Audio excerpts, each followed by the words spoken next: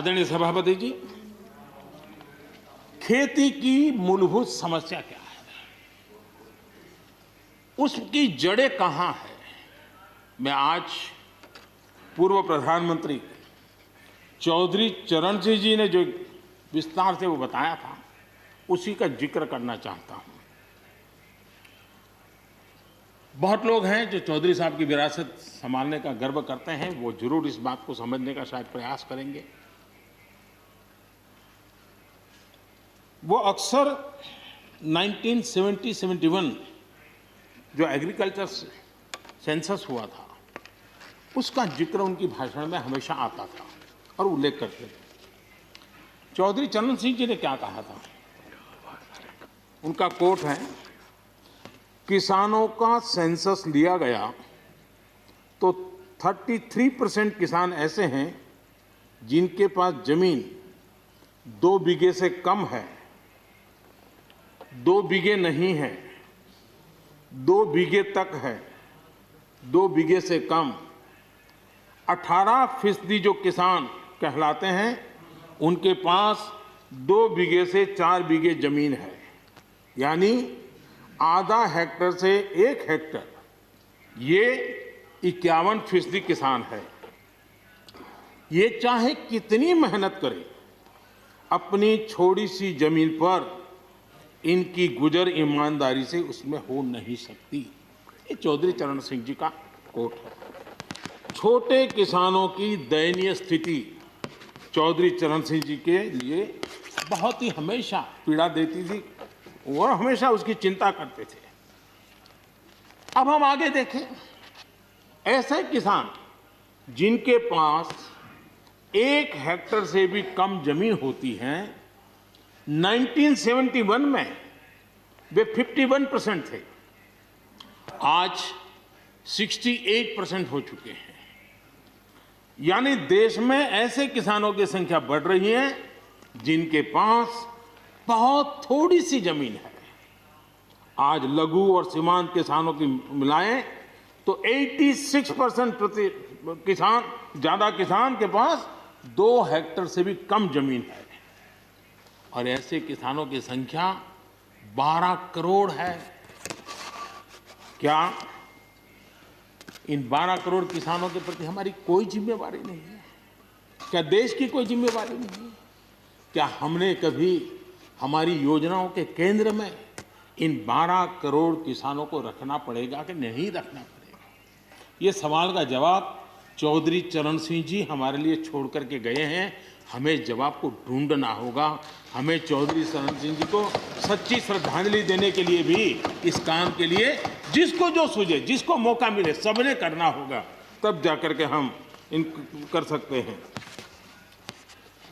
अब पहले की सरकारों की सोच में छोटा किसान था क्या? अगर एक बार हम थोड़ा सोचेंगे तो ध्यान आएगा। मैं आलोचना के लिए नहीं कह रहा हूं, लेकिन हमने सचमुच में, हम सब ने सोचने की आवश्यकता है। जब हम चुनाव आते ही एक कार्यक्रम करते हैं, कर्ज माफी। अब वो किसान का कार्यक्रम है कि वोट का कार्यक्रम है, वो तो हिंदुस्तान में हर कोई भली भांति जानता है। लेकिन जब कर्ज माफी करते हैं, तब छोटा किसान उससे वंचित रहता है, उसके नसीब में कुछ नहीं आता है, क्योंकि कर्ज माफी जो बैंक से लोन लेता है उसके लिए होती है। छोटा किसान का बेचारा बैंक में खाता नहीं, वो कहां लोन लेने जाएगा? हमने छोटे किसान के लिए नहीं किया है। भले ही हमने राजनीति कर ली हो, 1-2 एकड़ जमीन वाले किसान जिसके पास बैंक का खाता भी नहीं है, न वो कर्ज लेता है, न कर्ज माफी का फायदा उसको मिलता है। उसी प्रकार से पहले की फसल बीमा योजना क्या थी? एक प्रकार से वो बीमा जो बैंक गारंटी के रूप में काम करता था, और वो भी छोटे किसान के लिए तो नसीब ही नहीं होता था। वो भी उन्हीं किसानों के लिए होता था जो बैंक से लोन लेता था और उसका इंश्योरेंस होता था, तो बैंक वालों को भी एक विश्वास हो जाता था, चल जाता था। आज 2 हेक्टर से कम कितने किसान हो गए जो बैंक से लोन? सिंचाई की सुविधा भी छोटे किसान के नसीब नहीं हुई। बड़े किसान तो बड़ा बड़ा पंप लगा देते थे, ट्यूबवेल कर देते थे, बिजली भी ले लेते थे और बिजली भी मुफ्त मिल जाती थी, उनका काम चल जाता था। छोटे किसान के लिए तो सिंचाई के भी लिए दिक्कत थी, वो तो कभी ट्यूबवेल लगा ही नहीं सकता था, कभी कभी तो उसको बड़े किसान से पानी खरीदना पड़ता था और जो दाम मांगे वो दाम देना पड़ता था। यूरिया, बड़े किसान को यूरिया प्राप्त करने का कोई प्रॉब्लम नहीं था, छोटा किसान को रात रात लाइन में खड़े रहना पड़ता था, उस पर डंडे चलते थे और कभी कभी तो बेचारा यूरिया के बिना घर वापस लौट जाता था। ये हम छोटे किसानों के हाल जानते हैं। 2014 के बाद हमने कुछ परिवर्तन किए।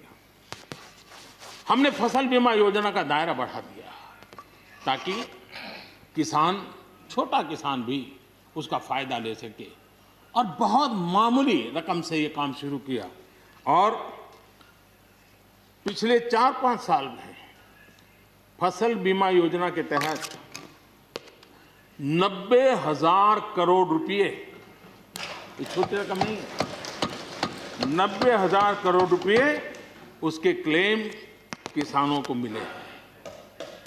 कर्ज माफी से भी आंकड़ा बड़ा हो जाता है।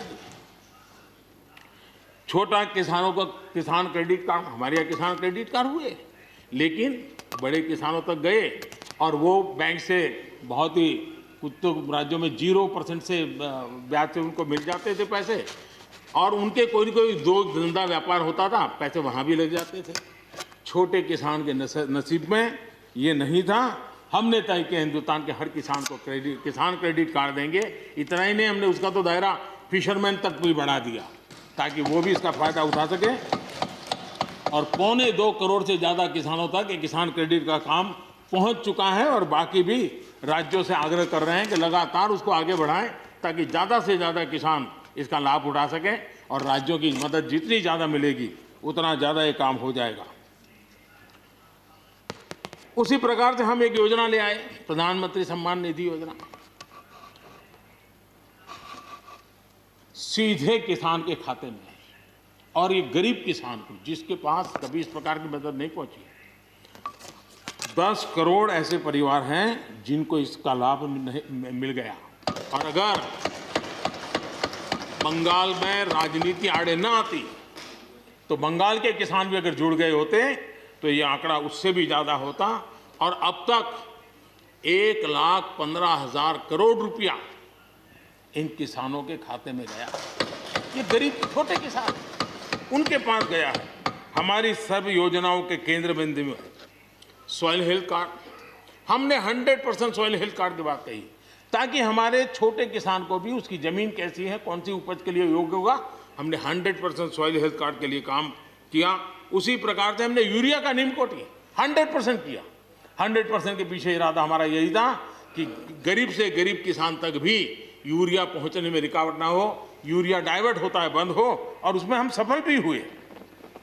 छोटे और सीमांत किसानों के लिए हमने पहली बार पेंशन की सुविधा की योजना लेकर के आए और मैं देख रहा हूं कि धीरे धीरे हमारे छोटे किसान भी आ रहे हैं।